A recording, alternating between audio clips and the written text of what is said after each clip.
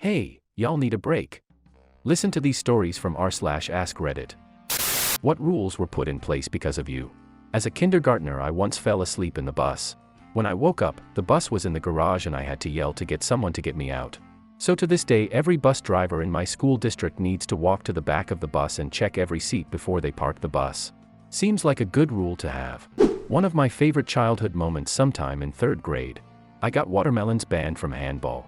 Watermelons in our school were when you could duck under the ball in place of hitting the ball against the wall. Only your torso or head were allowed to go under the ball and count as a watermelon. My fine moment came when I made a diving leap head first on a low hit, because I knew my opponent was too far away to recover. Unfortunately, I did it face first and I slid along the gritty concrete and skinned half my face off. I had to wear a face bandage for at least a month. I made it. Everyone agreed it counted as a watermelon. I won that round and had to go to the nurse's office. 100% would do it again.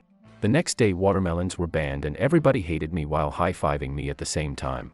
My older brother got a curfew enforced at Boy Scout camp when one of the leaders noticed him walking around the area in the daytime with his eyes closed, counting steps.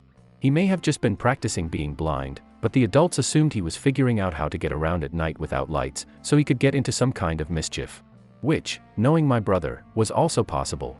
P.S. If you're one of those people saying, but, you're not thinking like an 11-year-old. Minor one, but when I was in elementary school, we had one of those bridge building challenges using toothpicks and hot glue. My partner and I realized if we just coated the entire thing with a thick-ass layer of hot glue it would make our bridge strong as hell. So we used like a full pack of hot glue sticks, like 20 of them. It was more glue than toothpicks. So after that, they limited the number of glue sticks you could use.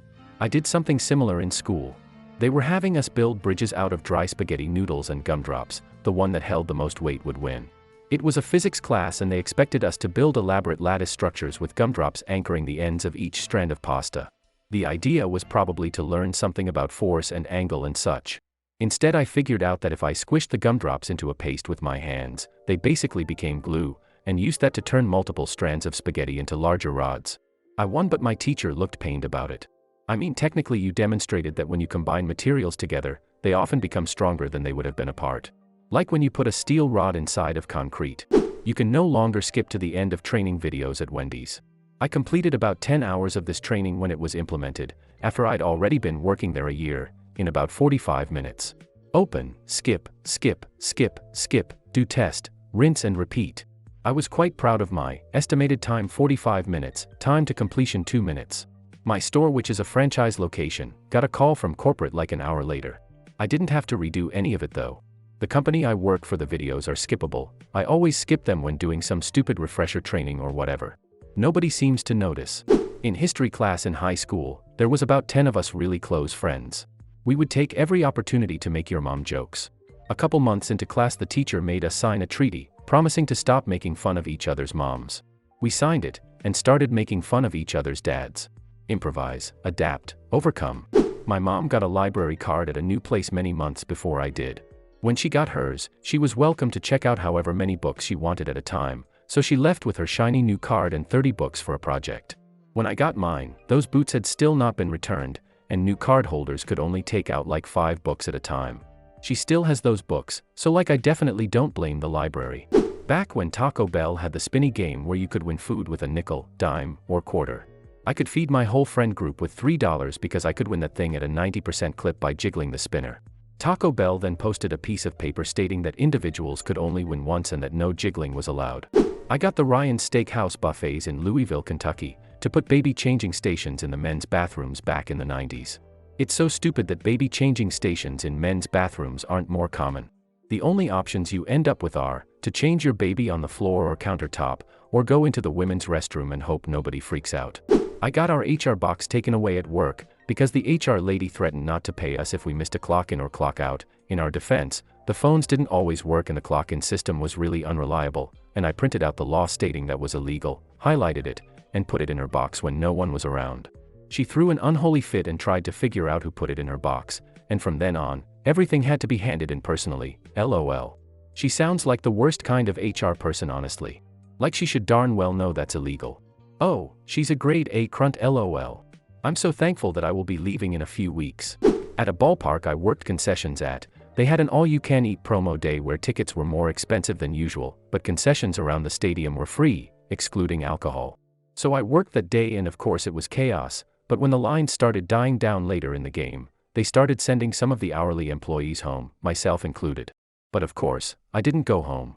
After I clocked out, I stayed in the stadium and got some cheeseburgers and Philly steak and soda and found an empty seat in the crowd for the last few innings. Next year, same promo, but new rule for staff: if you get sent home early, you have to actually leave the stadium. Boo. You work concessions, the one free day a year, you deserve it the most. Golf users can no longer return an unlimited number of balls for tokens. When I was maybe 12ish, there was a kids' outdoor play area. Go-karts, batting cages, and indoor was something like a Chuck E. Cheese, token-based games, etc. You could get a wristband for maybe $15 and it'd get you unlimited rides, mini-golf, and some other activities. Everything else cost tokens. When you finished golfing, you'd get 2 tokens for bringing your ball back. Unlimited golf, 50 cents worth of play value inside. So my friends and I would go there, speed run 2 golf games and give the balls back. $1 to our pockets. Later on we started just fishing balls out of the water hazards and turning them in. Subtly at first and then in bulk later. The guys working there didn't care or actively laughed at it. So we'd have a few hundred tokens.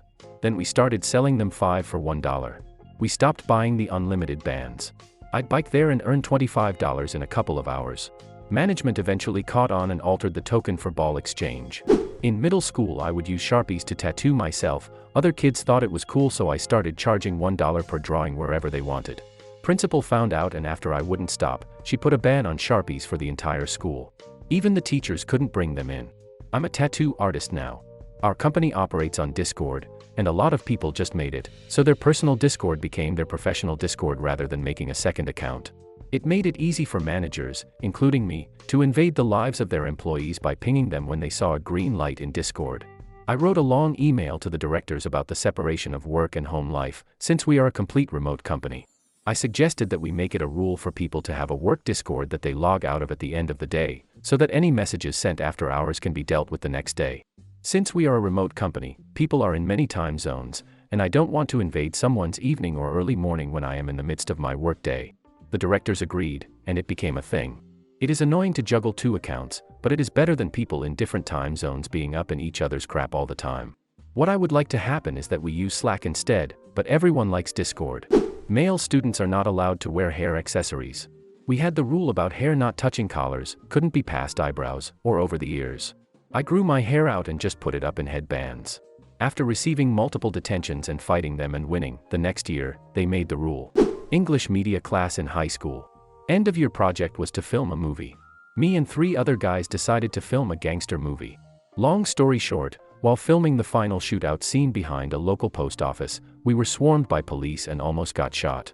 One of the guys got arrested and my teacher almost got fired. The following year, the curriculum was changed and the final project was now an essay to be completed on a popular movie. Edit. I guess I'll add more details. We were filming a shootout scene behind the post office. What we didn't know was that there was a retirement residence right next to it. Apparently several of the residents called 911 about a bunch of kids shooting each other outside. 5 police cruisers rolled up and surrounded us. They all jumped out with guns drawn. Drop the gun. Drop the gun. Get on the ground. We were all face down on the pavement with guns to our heads. A minute later, one cop is like, "They're fake. They're all fake." The officers were upset. They ran our names and unfortunately, the one guy that had nothing to do with anything gets arrested. I felt so bad. He wasn't a part of the class. Just last second, we asked if he'd help us film and he agreed. They take the rest of us back to school where we're sitting in the office, as a police officer reams out our teacher and a principal. I almost shot a bunch of kids. How the F are you allowing this to happen during school hours? What kind of project allows guns? Fun times. Edit 2, I have to be honest. The cops weren't being that bad. I mean, they thought they were driving into a shootout. They didn't know what to expect. As soon as they realized that the guns were fake, they let us up off the ground. We weren't even handcuffed. I've had several negative interactions with police, but this one wasn't one of them. They were just doing their job. My elementary school was located in the center of the neighborhood, and my 5th grade class was the first to get outdoor trailers for classrooms.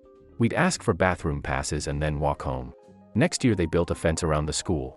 I put a croissant in one of those hotel toasters. It soon became engulfed in flames and needed extinguishing. Next day at breakfast they made a sign that said, "If you'd like your croissant toasted, please ask a member of staff." How?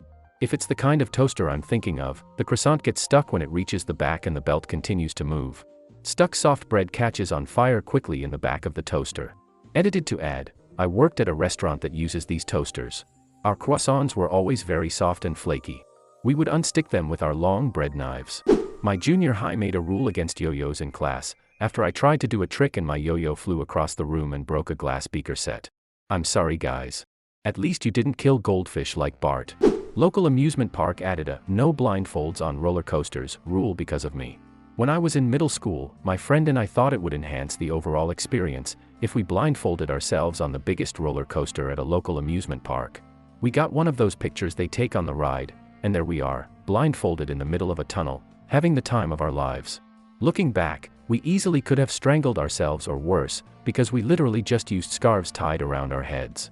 Next year we went back to the same roller coaster and they had added a "no blindfolds or loose accessories" to the list of rules before the ride. I mean, you could also just close your eyes. But points for style. It's been 15 years and this thought has literally never crossed my mind once. Went straight to the blindfolds. My younger brother was always late to school, small school, and was tardy. He figured out if he just skipped first period and went to second, he was counted as being on school, and no late penalty because he was at second period on time. They changed this the following year. Back in the day, a radio station had a weekly trivia contest. The prize was a free pizza and movie rental. Somehow my mom figured out which book they were using for the trivia questions. She bought it and memorized all the answers. Each week we would call in immediately. Sometimes we were the first, but even if we weren't it didn't matter because other people were usually just guessing. We won almost every time. Even though we changed up who would actually make the call, they eventually figured out we were all from the same household. So they made it a rule, you couldn't win if your family had already won in the last month or whatever. Up till then, we enjoyed a lot of free pizzas. No playing with the bean sprouts during recess. Next to the playground at my elementary school, there were 2 or 3 northern catalpa trees. I didn't have many friends in elementary school, so sometimes I would sit on the edge of the playground and play with the bean sprouts. By play with, I mean I would pick them up off the ground and fully peel them apart, putting any actual beans or seeds in my pockets. I might have the wrong type of tree there, but you get the gist. Anyway, other people gradually started doing the same thing until eventually, there were just recesses when a lot of people would just play with bean sprouts the entire time. Our elementary school had strict playground rules: no running on wood chips, no playing the game wood chips, no twirling the swings, no climbing on monkey bars, etc. As more people began playing with the beans, beans would just end up in the school. Like, everywhere. On desks, beans. On the floor, beans. In baskets, beans. It became a definite issue, and with beans come bugs. As a result, they banned us from playing with the beans.